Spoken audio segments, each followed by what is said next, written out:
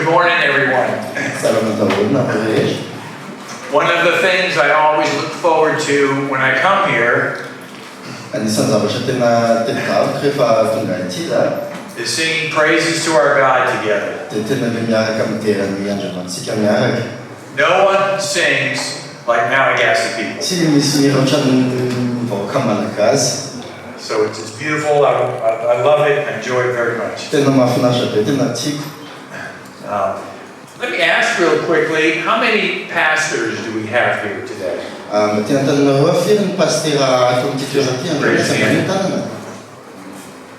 Okay. How many elders or ministers in the church?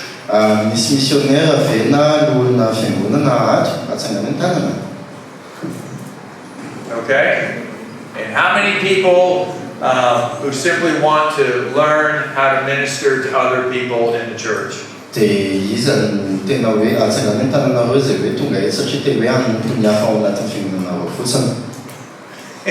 Good. I hope everybody had their hand up on that. I'm excited to be with you for the next 18 months going through this training.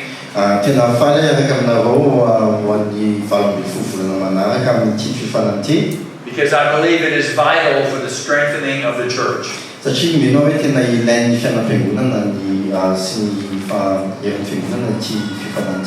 I believe it is vital for personal growth and holiness.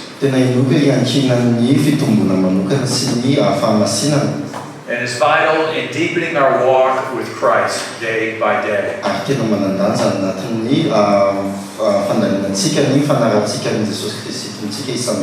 And the reason I say that is we all counsel, we all give advice.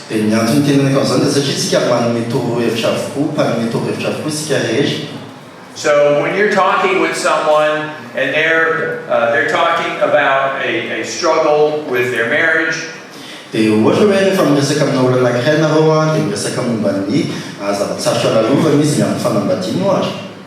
what comes out of your mouth is counsel.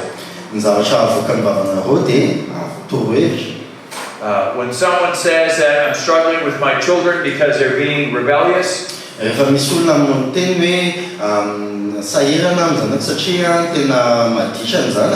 the next thing that comes out of your mouth is counsel. When you say, someone tells you I've been fighting with my spouse or I've been fighting with other people in the church,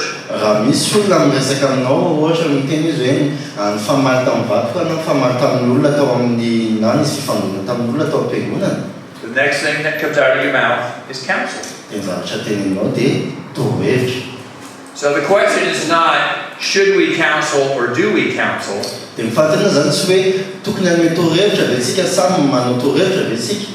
The question is, how biblical is your counsel?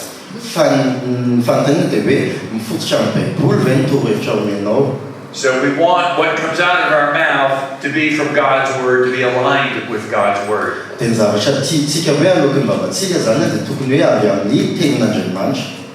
So let's spend some time now making sure, all right, I got lots of time. Explaining what we'll be doing for the next 18 months.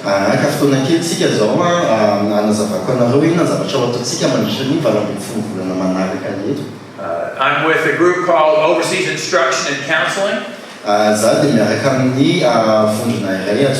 Overseas Instruction Counseling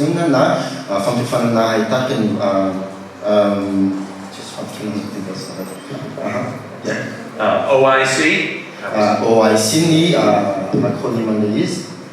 and we are doing what we call the church leadership training.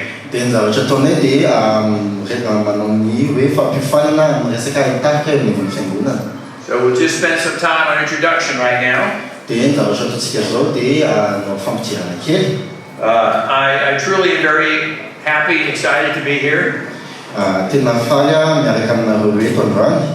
My first trip to Madagascar was in 2019.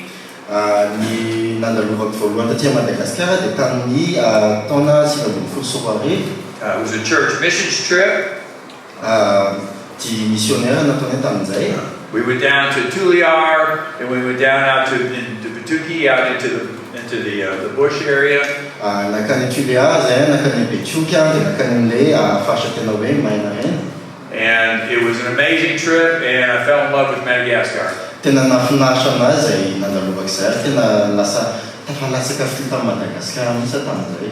Before we left, we came back up to Tana to talk to the church leadership up here. Talohan'ny niainga zay dia niverina taty Antananarivo zay dia nifampiresaka tamin'ny fiangonana iresaka momban'ny ahitako eo anivon'ny fiangonana.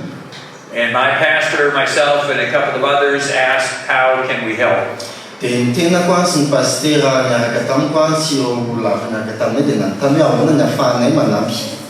And they said, we need two things. We need help with our seminary, and we want biblical counsel. Dia anankiroa ny zavatra nitenenanay tamin'izay hoe mila fanampiana zay ny fanaovana seminaire dia mila fanomezana torohevitra ara-baiboly.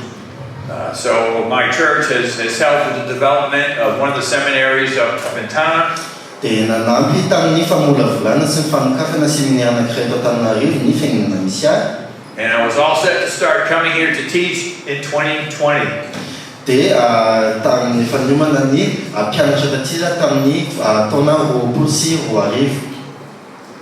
Then COVID hit, 2020, 2021, no travel. Dia namely ny Covid ny 2020 tsy afaka nandeha. So finally, in 2022, we started our first church leadership training program. Dia farany tamin'ny taona 2020 dia afaka nanomboka le fifanana voalohany. And just this past December, we graduated 135 people. Dia tamin'ny volana Desambra lasa teo tamin'ny taona lasa teo dia misy ny andiany voalohany zay navoakanay.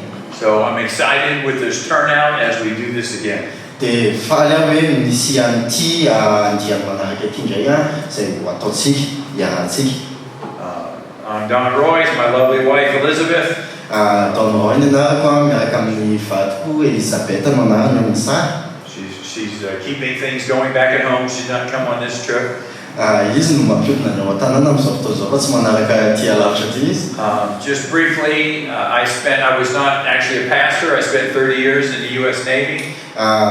Vetiveka fotsiny za ny tenako tsy pastera no niangoako fa nanompo nandritrany telopolo taona tao amin'ny US Navy aho. After the Navy, I went to seminary, got my doctorate of ministry in biblical counseling.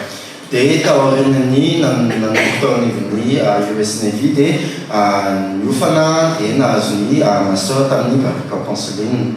So now I spend most of my time training and counseling. Dia ny zavatra tena ataoko amin'izao zany mampiofana sy manome torohevitra. Some with OIC in other countries.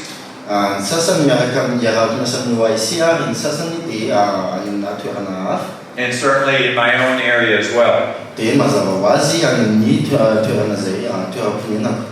I also serve as the training center director with the Institute for Biblical Counseling and Discipleship. Zaho koa dia talen'ny fandaharam-piofanana amin'ny Institute for Biblical Counseling and Discipleship. Which is a group back home. We do a lot of biblical counseling training and have a lot of material. Zay toeram-piofanana hoe amin'ny toeram-ponenako moa zany hoe zay anaovanay fiofanana sy momban'ny torohevitra ara-baiboly. This is my family. Ito ny fianakaviako. I am blessed with, my wife and I have been blessed with 10 children. Tena tahitompo zahay mivady dia manana zanaka 10. My oldest is now 41, my youngest is now 22. Ny zokony indrindra dia raika amby 20 taona ary ny zandry indrindra. How years old is? The oldest is 41 years old, youngest is 22. Dia 20 taona ny zandry indrindra.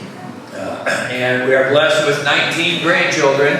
Dia tena tain'Andriamanitra satria manana zafikely 7 Now I left just a few weeks ago. I was teaching in Kiev in Ukraine. Herinandro vitsivitsy lasa teo zay nampianatra tany Kiev sy Ukraine. So the last grandbaby I have not seen yet. Dia zafikely farany ihany tsy mbola hitako. Because he was born as I was getting on my airplane to go to Ukraine. Satria teraka izy tamin'ny fotoana zay nikaraka tamin'ny fiarahamanidina ho any Ukraine. My wife dropped me off at the airport and went to the hospital.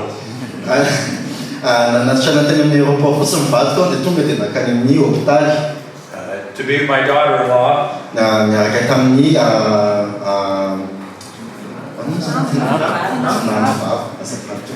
My son's wife. So I got pictures of the baby right after he was born, but so I'm looking forward to meeting him and holding him when I get back. OIC is in a number of countries around the world.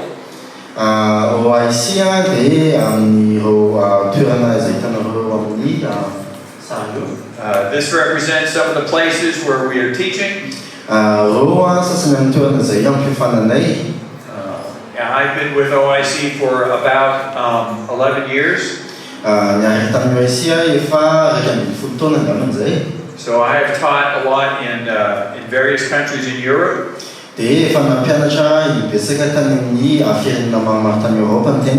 A little bit in Jordan and a little bit in the Philippines.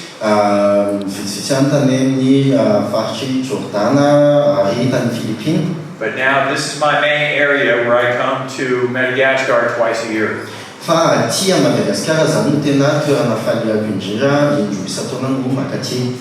It's an old picture. We don't have a dock on Madagascar yet. I have to get them to fix this one. This just lists some of the countries that we're at.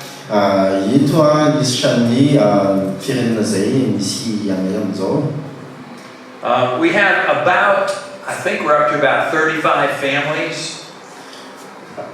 The OIC has about 35 families.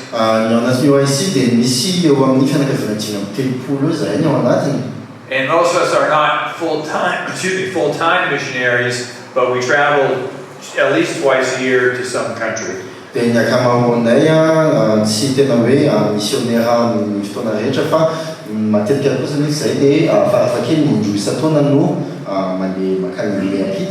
The couple in the middle with the white hair and the white beard.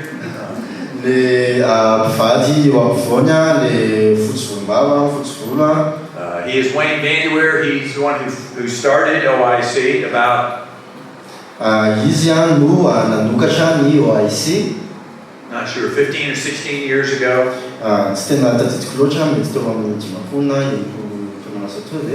And right below him, the man with the glasses and the beard,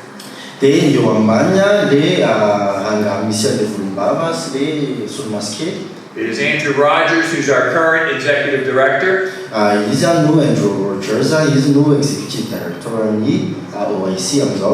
And he was here for the first teaching in 2022, first time that he came.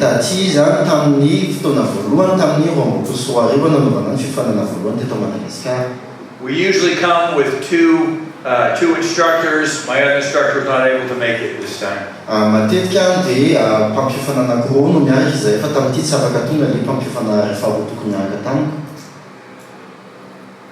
Let's see, so what are we going to do? A little bit more about, again, OIC, what our mission is.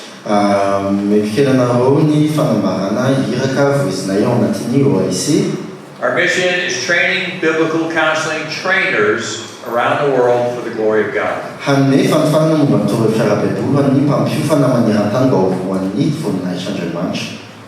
So if you get that, we're training biblical counseling trainers.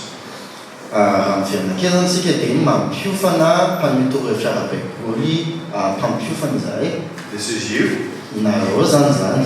So our hope is that you will share this when we're done.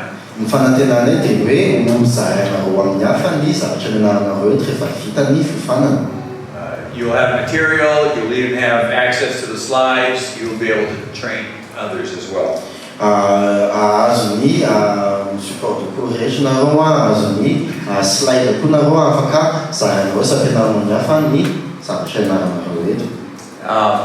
We are also affiliated with another group in the States.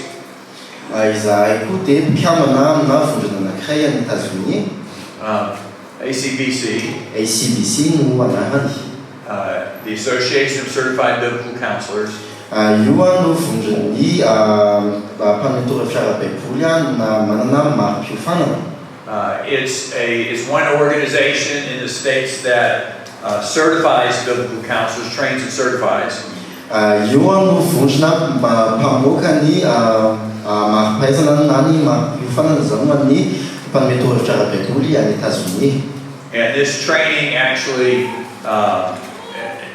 counts as the first part of their training program as well. Ity fifanana zay arahana ity dia tapany voalohany amin'ny fampiofanana zay omen'ny ICBC zany. Our strategic vision here, strategic objective, Ny tanjona kendrenay is to assist in the initial creation manampy amin'ny fananganana sy ny fanomezana and continuing development of national, cultural specific. Actually, I just want to read it. manampy amin'ny fananganana sy ny fanomezana ny fampandrosoana ny fikamanana mpanome torohevitra arabevoly eo anivon'ny firenena araka ny kolontsaina manokana eo an-toerana. Our goal is eventually Madagascar pastors have their own training and certifying group. Ny tena tanjonay dia hoe hisy pasteur malagasy hisy mpampiofana malagasy hanana ny vondrony manokana eto Madagasikara. So again, you are training other pastors and you are certifying biblical counseling here in Madagascar. Dia raha mampiofana pasteur hafa zao nareo eto Madagasikara dia afaka manome maro-piofanana eto Madagasikara ihany koa.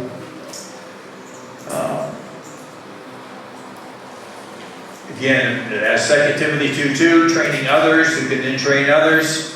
Araka ny Timothy faharoa toko faharoa andiny faharoa dia mitady zay hoe malagasy ho tonga afaka mampiofana malagasy hafa koa. As much as I love coming to Madagascar, tahaka ny tiavako makatry a Madagasikara, I'm hoping there'll be a point in the not too distant future when you don't need me anymore. Dia tena ny antenay dia hoe indray andro any dia tsy ilahy ty tsony nareo. Again, Malagasis, teaching Malagasis, and we are finished. We can move on. Rehefa misy malagasy mampiofana malagasy dia tapitra seo ny anay dia afaka toerana fandraisana. How do we do this? Fomba ahoana no anaovanay an'izany, ahoana ny fiasanay? We have what we're doing today, church leadership training.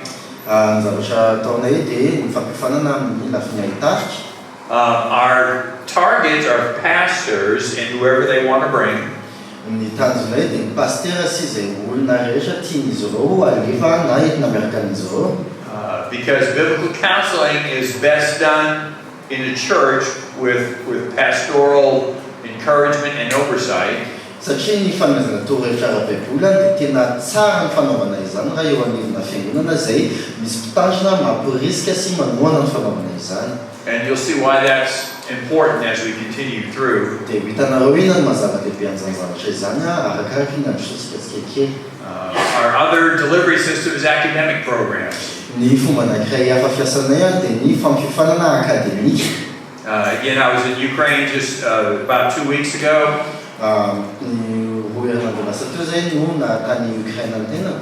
Teaching at Kiev Theological Seminary for those involved in a Master of Arts in Biblical Counseling program. Dia nampianatra they're in a master at a seminary. They're doing a Master of Arts in Biblical Counseling. Dia misy seminaire anankiray any Ukraine zay tena hoe mifantoka amin'ny fanomezana torohevitra ara-baiboly. I'm not even sure how many. I think we're in about 8 seminaries around the world right now. Tsy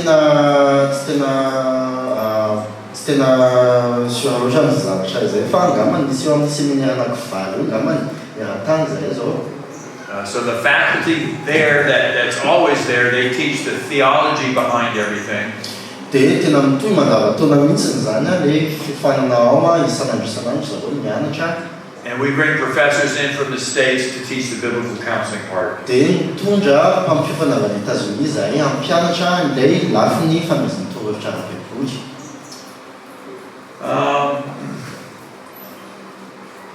We have 4 modules. Misy module anankiefatra. This is Module 1. Dia module voalohany zany, fizarana voalohany zany ty ataontsika ity. Each module lasts about 3 days. Dia ny fizarana tsirairay eo amin'ny 3 andro eo no ianarana azy. And as Fali said, it will be back in September. Dia araka ny lazain'ny pasteur Fatamaraina teo dia miverina izay amin'ny volana septambra. And in 2025, March and September, dia amin'ny taona 2024 marsa sy septambra indray. And you will have some assignments and projects for growth to do in between our sessions. Dia isy devoir ataonareo isy zavatra ho fenonareo ao anilan'ilanareo fotoanareo. So this weekend we'll just be talking about what is biblical counseling. Dia amin'ity faran'herinandro ity zatsika dia resaka manokana momba ny hoe inona no atao hoe famezana torohevitra ara-baiboly. And what is spiritual growth? Dia inona no fitombona ara-panahy? How do we do that? What does it look like? Ahoana ny fomba anaovana an'izany ahoana ny fomba fisehoany izany. In September we'll be doing module 2. Amin'ny volana septambra isika dia hanao ny fizarana faharoa. We'll be talking about how we counsel. Dia resakitsika amin'ny hoe ahoana ny fomba hanomezana an'ilay torohevitra ara-baiboly. What do we do when we meet with someone? What do we say? Inona no atao rehefa miona amina olona anankiray tsika, inona no zavatra tenenitsika. How does that look like and how do we do it? Ahoana ny fomba fitrangana izany dia ahoana ny fomba hanaovantsika izany. Next March 2025, dia amin'ny manaraka amin'ny marsa 2024 we'll talk about some specific counseling issues. dia resaka mombana olana manokana ao anatin'ny izay jerena anatin'ny famezana torohevitra isika. How do you counsel someone struggling with depression, struggling with anger? Ahoana ny famezana torohevitra olona izay mitolona amin'ny fahaketrahana, mitolona amin'ny resaka fahatezerana. How do you counsel a couple struggling in their marriage? Ahoana ny famezana torohevitra mpivady izay tena hoe sahirana anatin'ny fanambadiana. And we actually come to you before about 6 months prior and ask what is it that you want us to teach about. Dia manantona anareo zay enim-bolana mialoha dia manontany nareo inona ny zavatra manokana tianareo hoe ampianarina anareo amin'ny fotoana eo. Now, as I said, I've been doing this for about 11 years. Araka ny teneniko anareo teo dia efa raiky ambin'ny folo taona nanao an'ity zavatra ity. And we always ask, what issues do you want us to teach about? Dia manontany foana zay hoe inona no olana tianareo resahantsika manokana. But we're all people. Fa olombelona ihany tsika. 1 Corinthians 10:13 says, no struggle that's not common to man. Korinthiana voalohany andininy falo. Toko fahafolony andininy fahatelo ambin'ny folo tena hoe what's the verse again? 1 Corinthians 10:13. That there's no temptation that has come to you that's not common to man. Tsy misy fakapana zay mahazo anareo ka tsy mahazo olombelona rehetra ihany. So regardless of the country, regardless of the culture, most of the things we talk about are the same. Na tsy jerany hoe firenena sy ny hoe fiavianarantsika dia ny zavatra resantsika dia matetika mitovy avokoa maneran-tany. But we'll get specific then. Fa afaka miresaka mombana zavatra manokana tsika. And module 4 is how do you develop that in your church? Dia amin'ny fizarana fahaefatra tsika dia hita hoe ahoana ny fomba hamolavolana na hanaparitana izany. How do you develop a biblical counseling training program in your own church and share it with others? Ahoana ny fomba hamolavolanareo fampiofanana fanomezana torohevitra ara-baiboly ao amin'ny fiangonanareo sy izarana izany amin'ny hafa.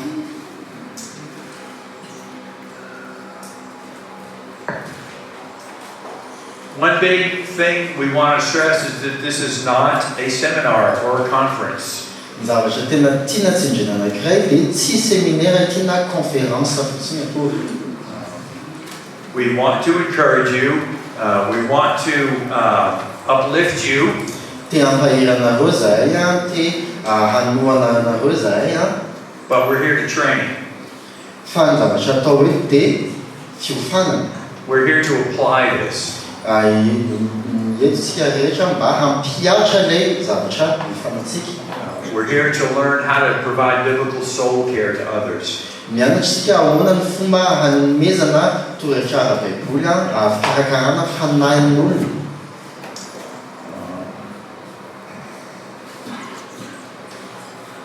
I don't have the English, I'm not sure if I've already said that. What's at the bottom there? You want to read that? Is that? Fandaharam-piofanana momba ny fanomezana torohevitra ara-baiboly izay misy fizarazarana maromaro mifantoka amina tanjona lehibe ary natao hanohana hanatanjaka ny mpitandrina sy ny fiangonana. Okay, so what we're doing now is Module 1. Dia ny zavatra ataontsika voalohany zany zao dia ny fizarana voalohany. At the end of Module 1, you will be assigned projects for growth. Dia rehefa tapitra ny fizarana voalohany dia isan'ilay atsotsika hoe tetikasa fitombona ho ataonareo. It'll include reading a book, doing some writing. Anatin'izany dia misy famakiana boky, fanoratana. And if you do not do the projects for growth, you may not come to Module 2. Tsy ataonareo ilay tetikasa fitombona dia mety tsy afaka loharina fizarana faharoa. Now, I'll also say one thing that happens oftentimes is at the end of Module 1, people are pretty excited about this.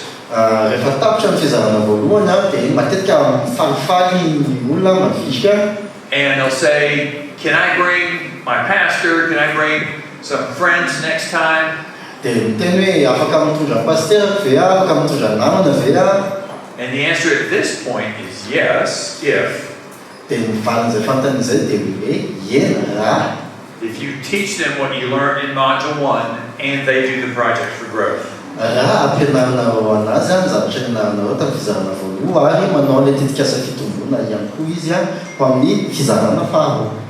At the end of Module 2, guess what? Projects for growth.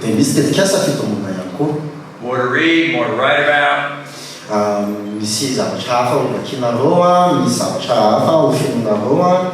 And part of your project for growth at this point will be to start counseling.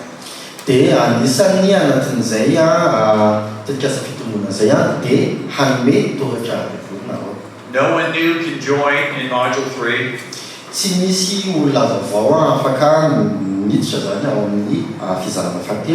And again, if you don't do the project for growth for Module 2, you do not come to Module 3.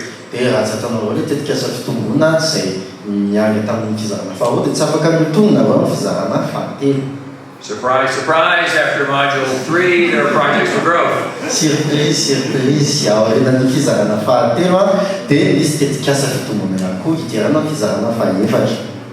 Which will involve a lot of counseling.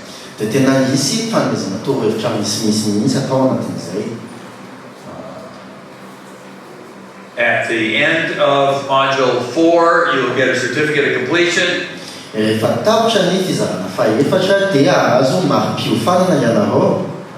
Which really only says that you completed our training.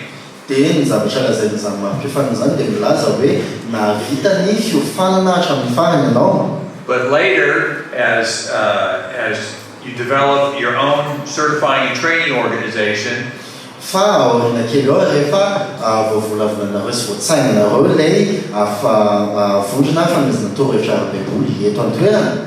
this will show that you've gone through this training.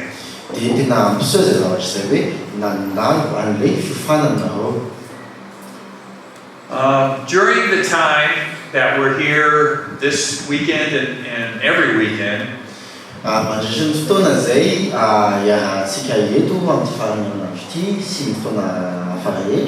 you're welcome to ask good questions.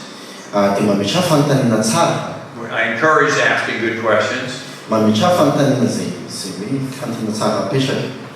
But let's talk about what a good question is.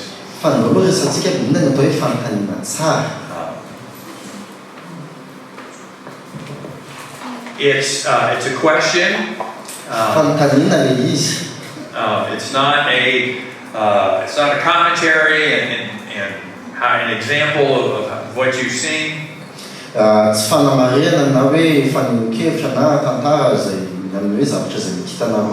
Now, I would love to hear that during lunch and during the break. tena tiako ny ahena zany zavatra zany mandritra ny hoe fotoana iarahantsika sakafo hanina na ny fotoana izay anaovantsika fiantona kely a. But we have a lot of material to cover, and we have about 100 people. Fa betsaka ny zavatra mbola mila jerevantsika miaraka. So we need to stick to good questions. Dia izay fanontaniana tsara ihany no ho raisitsika. Short and clear. Fohy sady mazava. We don't want a 5-minute background leading up to the question. Tsy mila hoe tantara efa 5 minitra mihitsy antsika zay efa amin'ny famezana le fanontaniana avy eo. It seeks clarification. Perhaps we didn't state something clearly. Mikasaka fanazavana misy kokoa na koa hevitra sy fahalalana vaovao or some new information or some follow-on information. Na hoe fanazavana fanampiny zany zay no tadiavina. And it's something that probably everyone can benefit from. Dia zavatra zay tena hoe miantefa amin'ny rehetra satria ny vaniny dia hanampy ny hafa ihany koa. Now we will have question and answer periods. Anana fotoana tsika zay tena hoe ho famalina fanontaniana fotsiny. Both tomorrow and Monday. Rapitso sy amin'ny alatsinainy. As I said, we'll have wrap-up time at some sessions. Anana fotoana hoe famitinantsika amin'ny fizarana sasany. Tomorrow and Monday in particular, we'll be having some work groups. Rapitso sy amin'ny latsinainy manokana dia tena ana fotoana hoe iarahana mivondrona isika. So again, there'll be opportunity for discussion and questions then.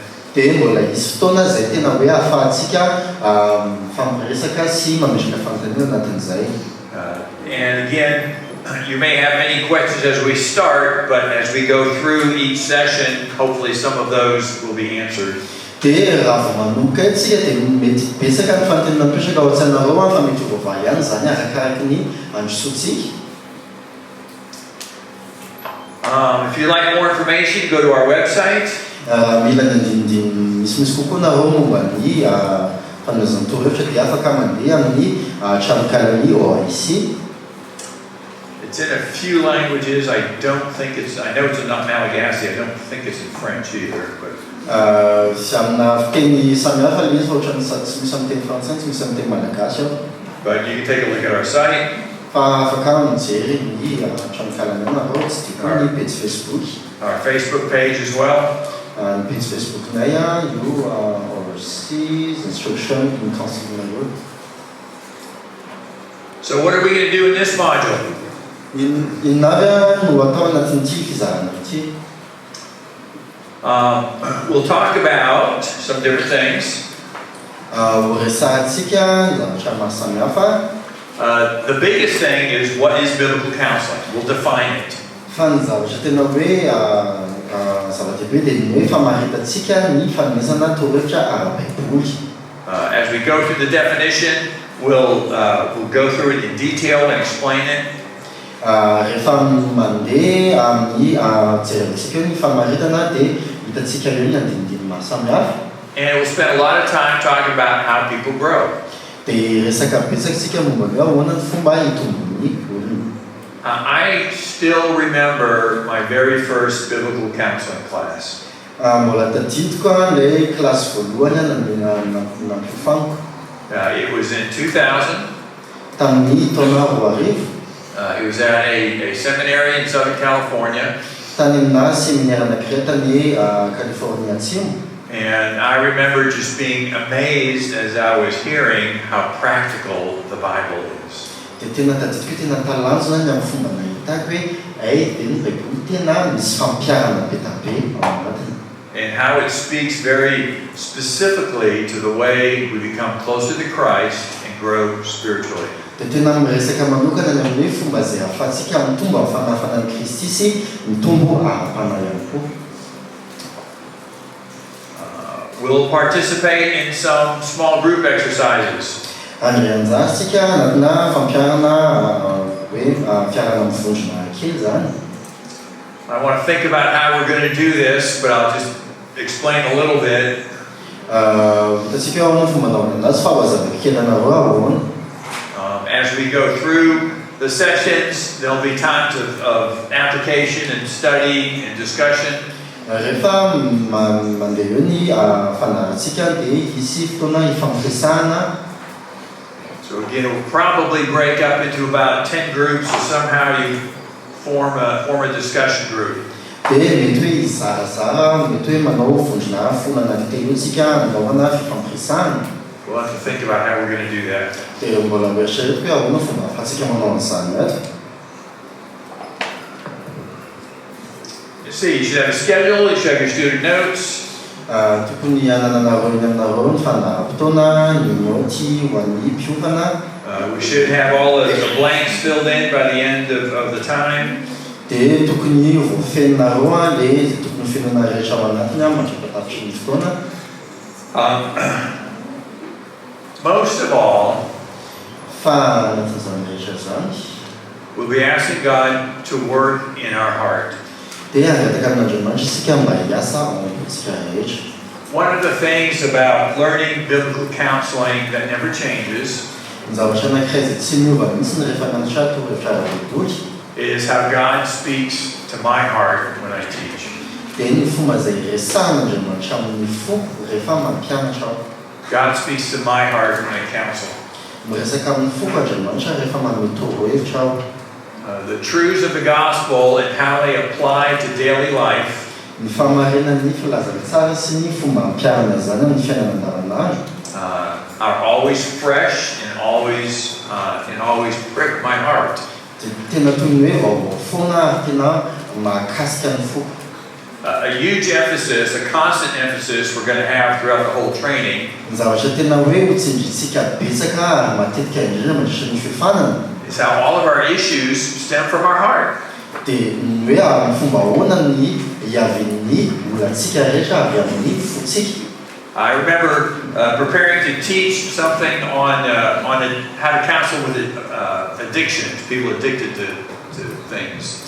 Tadidiko sy tanjana fampianarana hanome torohevitra baiboly olona izay tena hoe manana fianteherana amin'ny zavatra anankiray. I've never been addicted to anything. Za tsy mbola nanteratra na hoe voakeza mahinana zany. But as I'm reading the book and preparing to teach about this, fa rehefa namaky boky dia nanomana fampianarana hampianatra momba an'izany.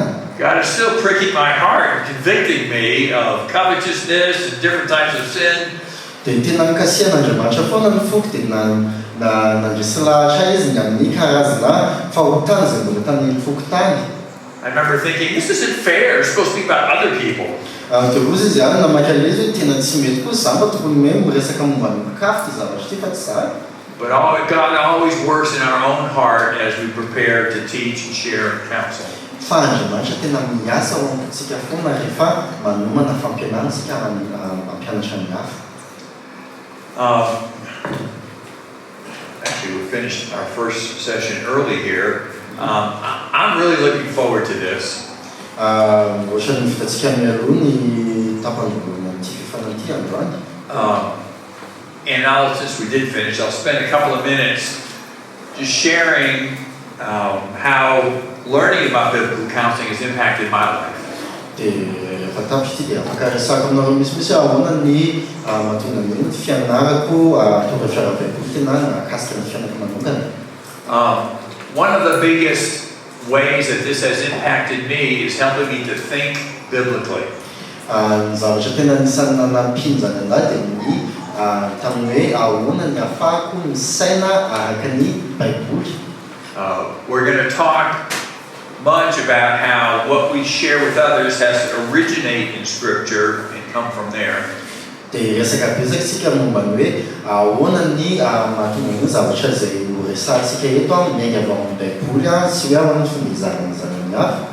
So whether I'm making a decision about where to live, dia na hoe resaka fandraisana fanapahan-kevitra ny amin'ny hoe aiza ny hipetrahana ny aiza ny ikonenana. Perhaps whether or not I should go to school and where I should go to school if I do. Na ny hoe koa hoe tokony mandeha makany amina fianarana iray ve aho na tsy tokony mandeha makany amina fianarana anankiray. Even what kind of job I should take. Na dia ny hoe inona ny karazana asa tokony ataoko. We have learned to say, well, what does the Bible have to say about this? tena nianatra hoe inona zavatra lazan'ny Baiboly momba ty zavatra rehetra. What guidance do I get from the scripture about where to go to school? Inona no torohevitra amin'ny Baiboly anany amin'ny hoe aiza ny tokony karazana fianarana tokony aleha. So it has trained us in thinking about everything through a biblical lens. Dia tena hoe mampiovana antsika hijery zavatra rehetra amin'ny masotsivan'ny Baiboly zany. We'll also see a huge emphasis is that we live for the glory of God. Dia mahita ihany koa sika zavatra tena tsara tsindrina anankiray dia tena hoe lasa miaina ho an'ny voninahitran'Andriamanitra isika. So part of the emphasis is always in my daily life, how do I glorify God in this situation? Dia anatin'izay ny zavatra tsindrina anankiray dia hoe ahoana ny fomba izay hanomezako voninahitran'Andriamanitra amin'ny fiainako andavanandro. So I think the biggest impact is it has trained me to always look to Scripture for whatever I do or say or share. Ao manokana angamba tena hoe anisan'ny fiantraikany tena anisan'ny hitako dia hoe mijery anatin'ny Baiboly foana hoe inona zavatra lazain'ny ten'Andriamanitra ny amin'ny zavatra izay tokony teneniko ho atao. And my wife and I have obviously grown closer through this. Dia izaho sy ny vadiko dia tena lasa mitombo lasa mifanakaiky kokoa tamin'ny alalan'izay zavatra izay. As we have learned to seek God and please Him in everything we do. Araka ny hoe nitadiavana an'Andriamanitra sy mitombona tamin'ny fanaran'Andriamanitra tamin'ny zavatra rehetra ataonay. And again, how to make every decision with our family, our children, our grandchildren. Ny fandraisana fanapahan-kevitra no hoan'ny ankonanay, ny fianakavianay, ny zafikelinay. In light of Scripture and in light of eternity. Eo ambanin'ny fahazavan'ny ten'Andriamanitra sy ny fifanjinana ny amin'ny mandrakizay. So actually, before we take our break, let me pray for our entire weekend here together. Dia mialohany androtsika kely dia avy mamelay ivavaka ho antsika rehetra. Let us pray. Oh, wonderful and gracious Father. I'm so very grateful for everyone who is here today. And I'm so very humbled that I get to share your word and these principles.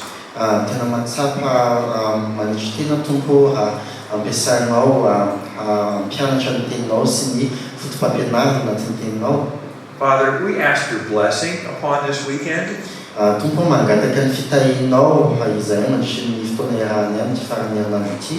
pray that this would be a time that is truly enriching, where we learn, where we grow, that everyone here will be edified, and that everyone here will be better equipped even after this weekend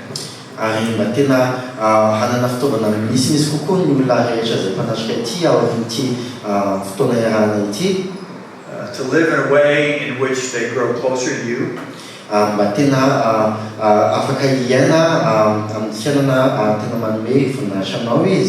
in which we grow in holiness, in which we grow in the likeness of your Son, Jesus Christ, and that we're able to share this with others. I pray that the training for the whole time that we're here, and starting here with this weekend,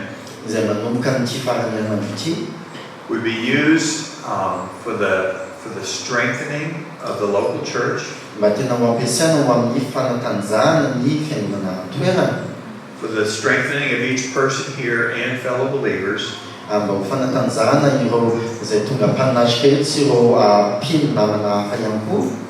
that your name would be glorified in every church represented here today, and in every family and in every life. We ask all this in the name of your precious Son, Jesus Christ. Amen. Amen.